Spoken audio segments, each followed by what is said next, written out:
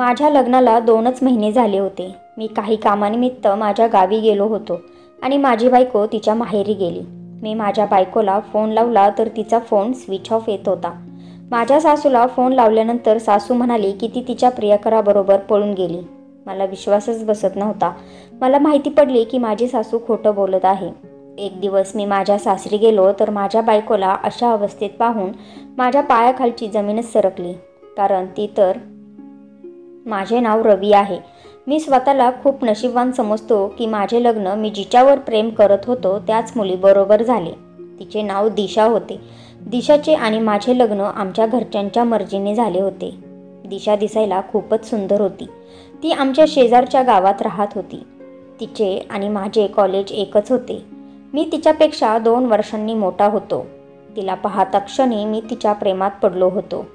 पण ती माझ्यावर प्रेम करत नव्हती. माझे प्रेम हे माझ्या मनात एकतर्फी होते. दिशा दिसायला खूपच सुंदर होती. सुरुवातीला मला वाटले होते की ती माझ्यासोबत लग्न करायला नकार देईल. पण मी जेव्हा तिला पाहायला गेलो तेव्हा तिने आणि तिच्या घरच्यांनी माझ्या स्थळाला होकार दिला. दिशा लग्न करून जेव्हा माझ्या आयुष्यामध्ये आली तेव्हापासून माझे आयुष्य बदलून गेले होते.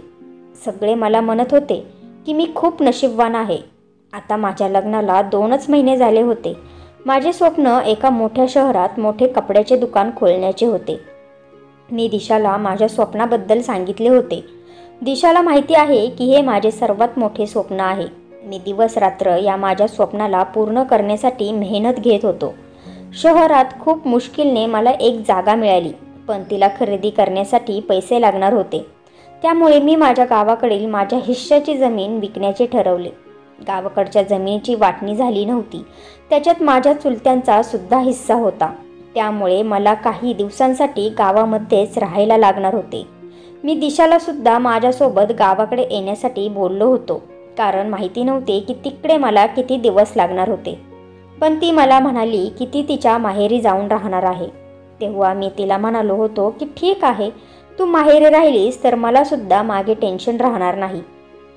दिशाला तिच्या माहेरी सोडून मी माझ्या गावाकडे निघून गेलो. गावाकडे जाऊन मी दिशाला रोज फोन करून तिच्यासोबत बोलत असायचो. जमिनीचे कागद आणि सगळ्या गोष्टींना खूप वेळ लागत होता. एक दिवस संध्याकाळी मी दिशाला फोन केला तेव्हा ती मला बदलल्यासारखी वाटत होती आणि जास्त काही बोलत नव्हती. मी दिशाला म्हणालो होतो की तू ठीक तर आहेस ना? तेव्हा दिशा म्हणाली होती, मला तुमच्याशी एक गोष्ट बोलायची आहे. मी म्हणालो की बोल ना, काय बोलायचे आहे? तेव्हा दिशा थोड्या वेळ शांत बसली आणि म्हणाली, आत्ता नाही, मी तुम्हाला भेटल्यानंतरच सांगेन. मी दिशाला म्हणालो ठीक आहे. पण मला माहिती नव्हते की माझ्या आयुष्यामध्ये एवढी मोठी गोष्ट घडणार होती. दुसऱ्या दिवशी दुपारी जेव्हा मी दिशाला फोन केला तेव्हा तिने फोन उचलला नाही. मी विचार केला की ती काहीतरी कामात असेल, त्यामुळे मी या गोष्टीवर जास्त लक्ष दिले नाही. मी संपूर्ण दिवस माझ्या कामात व्यस्त राहिलो होतो, कारण काम खूपच महत्त्वाचे होते. मला माहिती होते की ते काम संपल्यानंतरच मी लवकर दिशाजवळ परत जाऊ शकत होतो. दिवसभराच्या कामानंतर मी संध्याकाळी परत दिशाला फोन केला, पण यावेळेस तिचा फोन स्विच ऑफ येत होता. रात्री झोपताना सुद्धा मी तिला परत फोन केला, पण रात्रीच्या वेळेसुद्धा तिचा फोन बंद येत होता. मला थोडी काळजी वाटू लागली होती. पण परत मी विचार केला की ती तिच्या माहेरी तर आहे. जर काळजीची गोष्ट असती तर तिने मला फोन करून सांगितले असते. मी थोडा विचार करून झोपून गेलो. मी विचार केला होता की तिच्या घरी तिच्या आईला फोन करावा, पण रात्रीच्या या वेळेला फोन करणे बरोबर नव्हते, म्हणून मी झोपून गेलो. दुसऱ्या दिवशी सकाळी माझ्या मनात हाच विचार येत होता की मी दिशासोबत फोन करून बोलावे. मी तिला फोन केला तर आत्तासुद्धा तिचा फोन बंदच येत होता. आता मात्र मी तिच्या आईला फोन केला, पण त्यांनीसुद्धा माझा फोन उचलला नाही. आता मला काळजी वाटू लागली होती, कारण माझे बोलणे कोणासोबतच होत नव्हते. जवळजवळ 2-3 दिवस ना दिशाचा फोन आला ना तिच्या आईचा. मी माझ्या कामात व्यस्त झालो होतो. एक दिवस संध्याकाळी दिशाचा आईचा फोन आला. फोन उचलताच मी त्यांना म्हणालो, दिशा कुठे आहे? तिची आई म्हणाली की दिशा तिच्या मैत्रिणीच्या लग्नाला गेली आहे. कदाचित तिकडे नेटवर्क नाही, त्यामुळे तुमचे आणि तिचे बोलणे होत नाही. मी विसरलो होतो, कारण मला दिशा म्हणाली होती की ती तिच्या मैत्रिणीच्या लग्नाला जाणार आहे. माझी काळजी थोडी कमी झाली आणि मी परत माझ्या कामात व्यस्त झालो. दिशा तिच्या मैत्रिणीच्या घरी 5 दिवस थांबणार होती, त्यामुळे मी विचार केला की कदाचित 5 दिवस माझे आणि दिशाचे बोलणे होऊ शकणार नाही. माझे कामसुद्धा जवळजवळ संपत आले होते आणि माझ्या हातात 2-3 दिवसानंतर पैसे येणार होते. जसे मला पैसे मिळाले तसे मी गावावरून निघालो. गावावरून सरळ मी दिशाच्या माहेरी आलो. जसा मी माझ्या सासरी पोहोचलो, माझ्या सासूला आनंद होण्याऐवजी त्यांच्या चेहऱ्यावरचा रंगच उडाला होता. त्या घाबरल्यासारख्या वाटत होत्या. मी थोडा वेळ तिथे बसलो, चहा पाणी घेतला आणि मग माझ्या सासूला म्हणालो की दिशा कुठे आहे. माझी सासू म्हणाली की दिशा अजूनपर्यंत लग्नावरून आलीच नाही. मी हे ऐकून आश्चर्यचकित झालो. मी म्हणालो, आली नाही अजून? तिचा फोनसुद्धा लागत नाही. मी माझ्या सासूला म्हणालो की मला तिच्या मैत्रिणीचा नंबर द्या. किती दिवसापासून मी दिशासोबत बोललो नाही. त्या थोड्या वेळ शांत बसल्या आणि म्हणाल्या, आत्ता माझ्याजवळ तिच्या मैत्रिणीचा नंबर नाही. मी तुम्हाला कोणाला तरी विचारून तो नंबर देईल. जवळजवळ 1 आठवडा झाला होता मी दिशासोबत बोललो नव्हतो. आता मला दिशाचा खूप राग येत होता की तिचा फोन स्विच ऑफ का आहे. तिचा फोन बिघडला आहे तर ती कोणाच्याही फोनवरून मला फोन लावू शकत होती, पण ती माझ्यासोबत बोललीच नव्हती. मी विचार केला की जेव्हा ती परत माझ्याजवळ येईल तेव्हा मी तिला खूप ओरडेल. माझ्या सासूचा फोन आला नाही. जवळजवळ 15 दिवस होऊन गेले होते. मी त्यांच्या घरी परत गेलो, पण आता सासूबाईसुद्धा त्यांच्या घरी नव्हत्या आणि माझा फोनसुद्धा उचलत नव्हत्या. आता माझ्या मनात खूप विचित्र विचार येऊ लागले होते की नक्की गोष्ट काय आहे. दिशा आणि तिची आई माझ्यासोबत असे का वागत आहेत. मी माझ्या सासूबाईला मेसेज केला की आता मी पोलीस चौकीत जाणार आहे. कदाचित माझी सासूबाई घाबरल्या आणि लगेच पुढच्या 5 मिनिटात त्यांचा फोन आला आणि म्हणाल्या की जावई बापू, मला तुमच्यासोबत खूप महत्त्वाची गोष्ट बोलायची आहे. मला तुम्हाला खूप महत्त्वाचं काहीतरी सांगायचं आहे. संध्याकाळी तुम्ही आमच्या घरी या. सासूबाईंचे हे बोलणे ऐकल्यावर माझे टेन्शन अजूनच वाढायला लागले होते. अशी नेमकी कोणती गोष्ट होती की ती माझ्यापासून लपवली जात होती. माझी बायको माझ्यासोबत 20 दिवसांपासून बोलली नव्हती. दुसऱ्या दिवशी मी माझ्या सासरी गेलो. सासूबाईंच्या चेहऱ्यावरचा रंग उडाला होता. मी खूप रागात होतो. मी सासरी जाताच सासूबाईला जोरात ओरडलो आणि म्हणालो की दिशा कुठे आहे. माझी सासूबाई म्हणाल्या की बाळा, मी जे काही तुम्हाला सांगणार आहे त्याच्यावर तुमचा विश्वास बसणार नाही, पण ही गोष्ट खरी आहे. सासूबाई म्हणाले की दिशा कोणासोबत तरी पळून गेली आहे. मला माझ्या कानांवर विश्वास बसत नव्हता की मी काय ऐकले होते. मी म्हणालो, तुम्ही काहीही बोलसाल आणि मी त्याच्यावर विश्वास ठेवू का.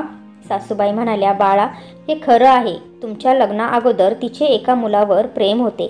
जेव्हा ती लग्नाला तिच्या मैत्रिणीच्या घरी गेली तेव्हा तिथे तिचा प्रियकर भेटला आणि संधी पाहून ते दोघे तिथून पळून गेले. मला माहिती आहे की तुमचे दिशावर खूप प्रेम आहे, पण हेच खरं आहे. तुम्ही दिशाला विसरून जाणेच हीच चांगली गोष्ट होईल. आम्ही पोलिसांजवळ गेलो नाही, नाहीतर आमची इज्जत गेली असती हो. त्यामुळे आम्ही या गोष्टीला तुमच्यापासून लपवत होतो. दिशा माझ्यासोबत 3 महिने राहिली होती.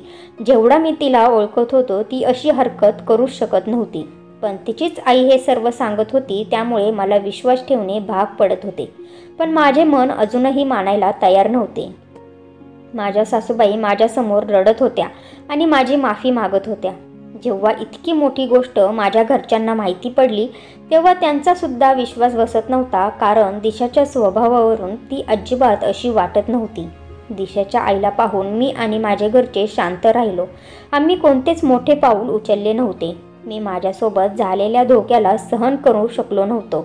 मी दिशावर खूप प्रेम केले होते, पण मला त्याचा काहीच फायदा झाला नव्हता. आता दिशा या नावावरच मला तिरस्कार होऊ लागला होता.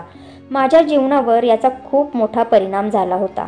मी जे कपड्यांचे दुकान चालू करणार होतो त्याच्यासाठी माझ्याजवळ आता सगळं काही होते, पण तरीसुद्धा दुकान चालू करायला माझे मन होत नव्हते. कोणत्या माणसासोबत एवढा मोठा धोका झाला असेल तर तो कसा काय आनंदात राहू शकतो. माझे घरचे मला सांभाळत होते. मी दिशाला शोधण्याचा खूप प्रयत्न केला, कारण ती जर मला भेटली तर मी तिला विचारेन की तू माझ्यासोबत अशी का वागलीस. वेळ निघून जात होती. आता पूर्ण या गोष्टीला 7 महिने झाले होते आणि मी दिशाला विसरून माझ्या जीवनामध्ये परत पुढे जाण्याचा प्रयत्न करू लागलो होतो.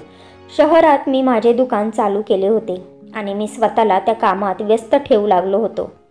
एक दिवस काही महत्त्वाच्या कामासाठी मला दिशाच्या घरासमोरून जावे लागले होते. जसा मी तिच्या घरासमोरून जात होतो माझे लक्ष तिच्या घराच्या खिडकीवर गेले. तेव्हा मला दिसले की खिडकीमध्ये दिशा बसली आहे. हो, मला दिशाच दिसली होती. मी त्या क्षणी तिच्या घरी गेलो आणि दरवाजा वाजवू लागलो. माझ्या सासूबाईंनी दरवाजा उघडला आणि त्या मला पाहून थोड्या चकितच झाल्या होत्या. दरवाजा उघडताच मी आतमध्ये जाऊ लागलो तेव्हा माझ्या सासूबाईंनी मला हाताला धरून थांबवले होते. पण मी त्यांचा हात झटकला आणि आतमध्ये खोलीमध्ये निघून गेलो. जसा मी खोलीमध्ये गेलो, दिशाला पाहून माझ्या पायाखालची जमीनच सरकली, कारण दिशा व्हीलचेअरवर बसली होती. दिशाने मला पाहिले आणि तिच्या डोळ्यातून अश्रू वाहू लागले. मी तिला विचारले, हे काय झाले आहे? दिशा रडतच होती. तिला बोलताही नीट येत नव्हते. तेव्हा माझ्या सासूबाई म्हणाल्या की बाळा, दिशा जेव्हा तिच्या मैत्रिणीच्या घरी लग्नाला गेली होती तेव्हा तिचा ॲक्सिडेंट झाला आणि त्या ॲक्सिडेंटमध्ये तिच्या पायांना खूप मोठी दुखापत झाली. त्याच्यामुळे ती आता चालू फिरू शकत नाही. ॲक्सिडेंट झाला तेव्हा ती शुद्धीत नव्हती आणि त्या बेशुद्ध अवस्थेत सुद्धा ती हेच बोलत होती की ही गोष्ट माझ्या नवऱ्याला सांगू नका, कारण ते खूप मोठ्या कामासाठी गेले आहेत. हे ऐकून त्यांना खूप टेन्शन येईल. नंतर डॉक्टरांनी सांगितलं की दिशा आता चालू शकत नाही आणि तिच्या उपचारावर सुद्धा खूप जास्त खर्च होईल.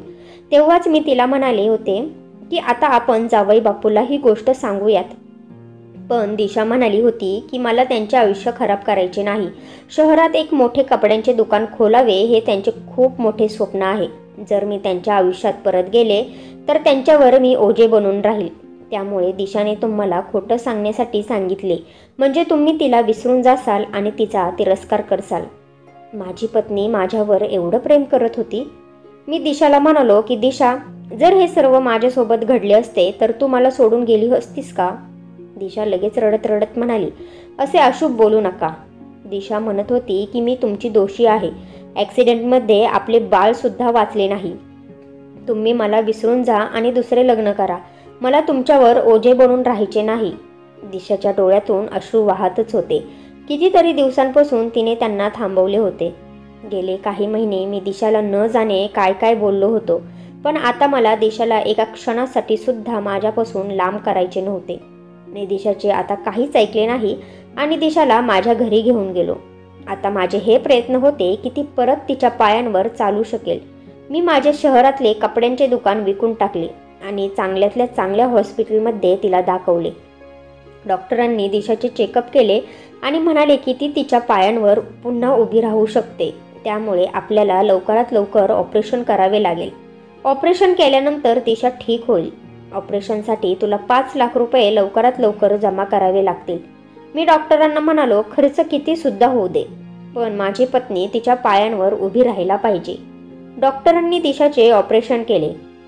मी माझ्या पत्नीला सोडून कुठेच जात नव्हतो आणि प्रत्येक क्षणाला तिची काळजी घेत होतो. 1 महिन्यानंतर दिशा हळूहळू तिच्या पायांवर उभी राहायला लागली होती आणि आम्ही लोक पुन्हा एकदा आनंदात आमचे जीवन जगू लागलो होतो. तर मित्र आणि मैत्रिणींनो, तुम्हाला काय वाटते? दिशाने आपले दुःख आपल्या पतीपासून लपवून बरोबर केले की चुकीचे? तुमचे उत्तर कमेंट बॉक्समध्ये जरूर लिहून पाठवा. फ्रेंड्स, मला आशा आहे की तुम्हाला आमची कथा आवडली असेल. जर तुम्हाला कथा आवडली असेल तर व्हिडिओला लाईक करा. चॅनेलवर नवीन आला असाल तर नात्यांचा स्पर्श या चॅनेलला सबस्क्राईब करा. आणि हो, कृपया नोटिफिकेशन बेल दाबायला अजिबात विसरू नका, जेणेकरून पुढील अपडेट सर्वप्रथम तुम्हालाच मिळेल. आपण संपूर्ण कथा वाचली, ऐकली त्याबद्दल आपले सर्वांचे मनापासून धन्यवाद.